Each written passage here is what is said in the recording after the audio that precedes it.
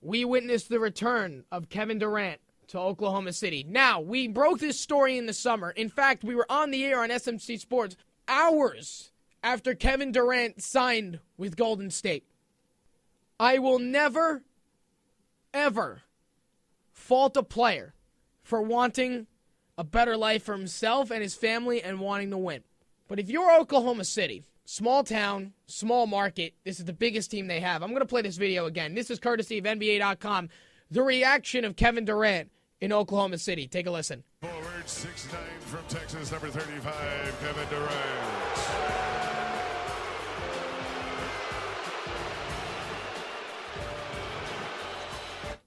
As you can hear, not happy. The way he left obviously was not great. Oklahoma City was so close to winning the Western Conference last year with him, and you can make the case that if Russell Westbrook and Kevin Durant didn't have 3 awful games when they were up 3-1, that Oklahoma City would at least win Game 6 in Oklahoma City and win the Western Conference and go on to face Cleveland in the NBA Finals and potentially win the NBA Finals. But I will never fault a player for wanting to win. Now, there are reasons as to why you may not like why he left. It was almost one of those things where if you can't beat him, join him. Because when LeBron left Cleveland in 2010, he went to a Miami team that was not contending until LeBron, Dwayne Wade, and Chris Bosh were all together. Remember that. Golden State won the Western Conference 2 years in a row, won the NBA Finals 2 years ago, most likely going to win the Western Conference again this year, and with Kevin Durant, likely going to win the NBA Finals. Last night in the 130-114 win over Oklahoma City, that was the constant reminder of a couple of things. Number one, Russell Westbrook can only do a little by himself. Pulling up the stats right now, Russell Westbrook with 47 points. He was outstanding last night, but he can only do so much. He was 14 from 26 from the field. Again, 47 points. You can't ask for much more. But then you look around. Andre Robertson had a bad game. Everybody really didn't play well. Anthony Morrow didn't play well. Steven Adams didn't play that well. Without Kevin Durant, this team has no chance to win a championship. Kevin Durant, of course, 34 points in his return. Klay Thompson had 26 points last night. Steph Curry had 26 points last night. JaVale McGee had 16 points. All around, Golden State is an all-star team. And again, I will never fault a player for wanting to win. But this situation was different because Oklahoma City, I was talking to Nick Flaherty last night, host of Double F Sports every Wednesday, 1 to 4 p.m. right here on WMSC. We were having a conversation last night. The difference between Cleveland and Oklahoma City is Oklahoma City is a small town, a small market. This is their biggest team besides college sports. They love their Thunder over there. And yes, we understand that Kevin Durant wasn't drafted by Oklahoma City, but he was brought up in Oklahoma City. He had his best years there. He was so close to winning a championship a few years ago against Miami. He was so close to getting back to the NBA Finals last year to face Cleveland. And it was a situation where he said to himself, if I can't beat him, I'll join him. And he signed with the defending Western Conference champion Golden State Warriors. Now, is that different than LeBron? Yes. Does it sound worse? Yes. But again, I will never fault a player for wanting to win. But man, did those fans give it to him last night. Now, I did listen back to that a couple of times. There were a few cheers in there. Unlike when LeBron returned to Cleveland back in 2010 when it was a unanimous sound of boos. But let's be real, Kevin Durant got booed out of the building last night. And rightfully so, because again, you hurt your fan base by leaving to join the enemy. You are now the villain of the NBA. Congratulations. What did you expect last night? And I love what Kevin Durant said after the game. He said, I thought the boos would be louder. Typical villain. He has embraced the villain role so well in Golden State. It's honestly amazing. Honestly. And again, those fans have a right to be upset, all right? They were so close to winning a championship last year. So close to knocking off Golden State in what would have been one of the greatest upsets in the history of the Western Conference Finals. And they fall short after blowing a 3-1 lead to Golden State.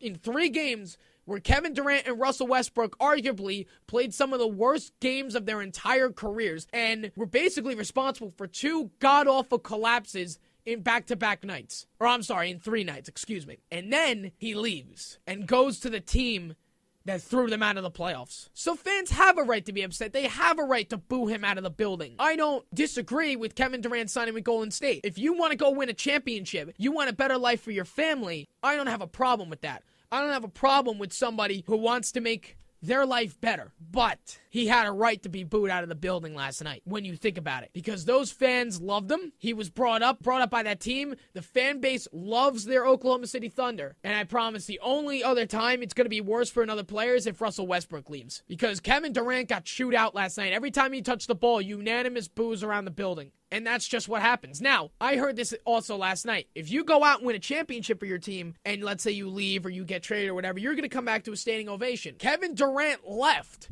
minutes after the Thunder blew a 3-1 lead. Right after that series was over, Kevin Durant was gone. He already knew where he was going. It's not like when Paul Pierce left Boston or got traded out of Boston, right? Wins a championship there, comes back to a standing ovation as he should. And it's like LeBron, when he left Cleveland, he didn't win a championship for them yet. He left to go win one. Got booed out of the building. Perfect example. What did Kevin Durant expect last night? Now, to the game, it just showed why Golden State is the team to beat in the NBA. Golden State proved last night that without Kevin Durant, Oklahoma City cannot win a championship. Russell Westbrook scored 47 points in this game, and it was not enough. To Oklahoma City's credit, they were getting killed in the third quarter and came all the way back just to fall short by 16. Golden State is 46-8. They are right now leading the Western Conference. San Antonio is right behind them with 12 losses on the year. Golden State has 8. Here's the thing. You have a lineup stacked. Kevin Durant, Draymond Green, Klay Thompson, Steph Curry, Andre Iguodala, JaVale McGee, Steve Kerr, one of the best head coaches in the league. I said in the summer when Kevin Durant signed on SMC Sports, when we were on the summer Thursdays 1 to 4, I said it then, when Kevin Durant signed with Golden State, the only thing that would stop Golden State from winning the NBA Finals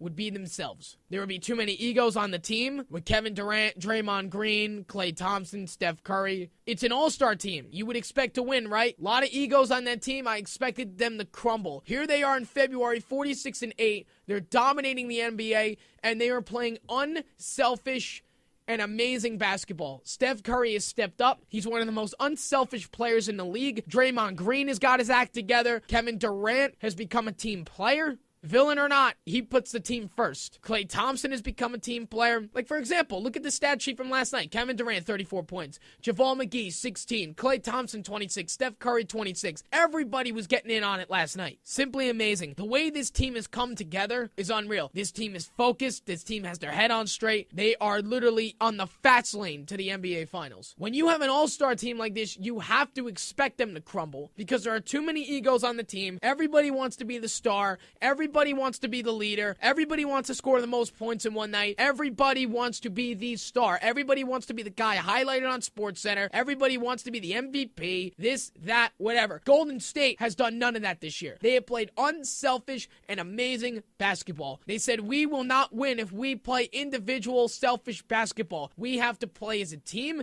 We have to be unselfish. We have to share the ball. If we do that, nobody can stop us. And that is exactly what they have done. You have still one team that you have to run into, and that's Cleveland. Now, everybody was saying that Cleveland would win the NBA Finals on Christmas when they had that game against Golden State. I don't account regular season games to how it's going to play out. I don't. Because the regular season, really nobody cares until April when the playoffs come out. Now, we all know it's most likely going to be Cleveland Golden State again. We know it's going to be for the third year in a row, Cleveland Golden State. And I expect this to be another competitive series. I expect this to go 6 or 7 again. I expect LeBron, Kyrie, Kevin Love to perform really well. Now you add Kevin Durant to the mix. How do you stop this team? If they keep playing the way they are, you cannot stop Golden State. You cannot stop them. It's physically impossible. Now, you're San Antonio. You're right behind them. That could make for an unbelievable Western Conference final. Unbelievable Western Conference final. You look at Golden State's stats here. They are 29-6 in their conference, 9-2 in their division. Their home and road records are basically identical. They have 3 losses at home, 5 on the road. They have won 8 of their last 10. They've won 3 in a row. They have played unbelievable basketball. Now, Oklahoma City, 31-24, not bad. They can't win on the road, which is a problem. They've lost 5 of their last 10. Russell Westbrook, to me, I think he's going to average a triple-double this year. I do. That's a bold move, but I think he's going to average a triple-double. I think Russell Westbrook has a good chance to win the MVP. I think Russell Westbrook is one of the best players in the NBA this year. I also think he cannot do this by himself. I also think he does not have enough weapons around him on the court to compete in the playoffs. Can they make the playoffs? Maybe. They are the 7th seed right now. If the season were to end today, they'd be in. They would be facing San Antonio and probably a first-round exit. And that would be a great series, especially because of last year, Oklahoma City knocking off San Antonio. But last night proved Russell Westbrook scored almost 50 points last night. 11 rebounds. Almost had a triple-double last night. He cannot do it by himself. You look at the stats around the other side of the board on the other players. Andre Robertson had an awful game. Steven Adams did not play well. Anthony Morrow did not play well. If this team goes to the playoffs, they're probably going to get swept in the first round. They're not going to compete at all. Unless this team has a miracle and they flip around to a Hollywood script, this team cannot compete. And last night, Kevin Durant returning to Oklahoma City was the prime example, was the prime wake-up call to Oklahoma City that they cannot win without him. They can't win without Kevin Durant. And Kevin Durant left to go win a championship. I will not fault him for that. I will not fault an athlete for wanting to win, because if you're in this business and all you want to do is be, listen, you could be loyal all you want. Ask Patrick Ewing how that worked out. All right, you could be loyal, you could be faithful to your fan base. That's fine. That really is. If you want to do that, go ahead. But everybody's first goal when breaking into any profession in the NBA, in the NHL, in the MLB, in the NFL, in soccer, in anything, if your first mindset is not to win a championship, get out and let somebody else take your spot. Now, you may develop a rapport with your team. You may develop a rapport with your fan base so high that you want to stay forever. For example, David Wright may never win a championship with the Mets. He may never win one. But let's be honest. He was one of those guys who grew up as a Mets fan his entire life, and he wanted to stay. I commend him for that. I would not fault him tomorrow if he signed with Boston because he wanted to win a championship. Now, to be fair, I might because I'm a Mets fan and I'm biased. My point is, I will not fault an athlete for wanting to go and win, because your first mindset when breaking into a profession in the NBA, NHL, MLB doesn't matter. Your first mindset is you want to win a championship. Kevin Durant's first mindset was, I want to win a championship with Oklahoma City. He realized last year he couldn't do it. He knew the best option to go win a championship was Golden State. He jumped ship. LeBron James in 2010 realized his best chance to win a championship was with Dwayne Wade, Chris Bosh, and the Miami Heat. He went over there and he won 2. And then he came back home to win a championship for Cleveland. I commend him for that even more. But Kevin Durant realized there was an opportunity to win in Golden State. All they needed was that one person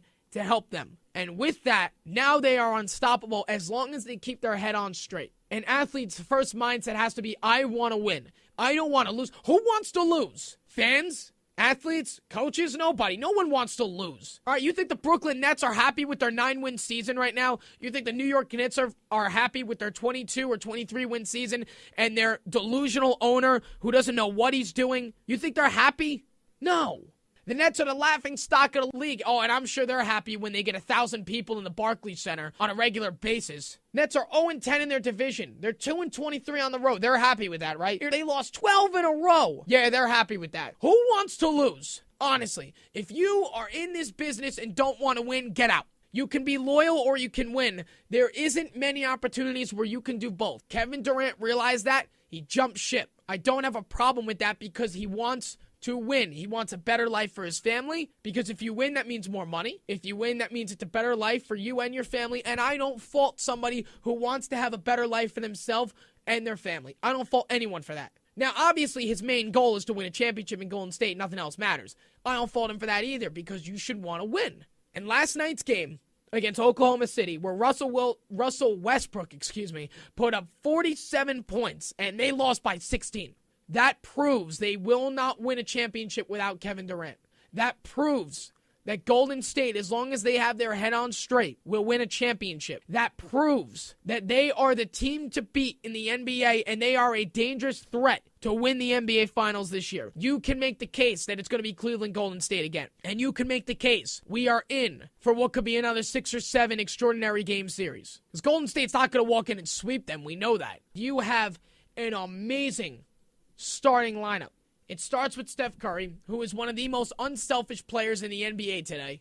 Then Draymond Green, who sounds like he's got his act together. Klay Thompson, I've always liked. I've always thought he was a great player. And now you add Kevin Durant, MVP Kevin Durant, who for years dominated in Oklahoma City and realized that if he went to Golden State, that was their best chance to win a championship. Now, here's the question. Kevin Durant is only in Golden State for 2 years. If they don't win this year, was it worth it? The answer for me, absolutely not. You have to win this year for this to be worth it. Golden State went out of their way to convince Kevin Durant that Golden State was the place to be. They went out of their way to convince him they will win together. If they go to the finals and lose to Cleveland, all of this was for nothing. Or if they go to the Western Conference Finals and lose to San Antonio, even worse. Let's make that case. Golden State must win this year for this all to be worth it. None of this matters if they don't win. It's like last year. You look at their record last year. Groundbreaking. Broke a regular season record. Did it matter? No. Because they weren't as dominating as the 96 Bulls anyway. And they didn't win. 73 wins. 9 losses. An NBA record. An NBA record. They didn't win the final. So it didn't matter. Just like it won't matter if they lose this year with Kevin Durant. Because all of that offseason work was for one reason, was to win a championship in Golden State. Was to bring a third championship back to Golden State. You go to that final and lose, signing Kevin Durant was a waste of time.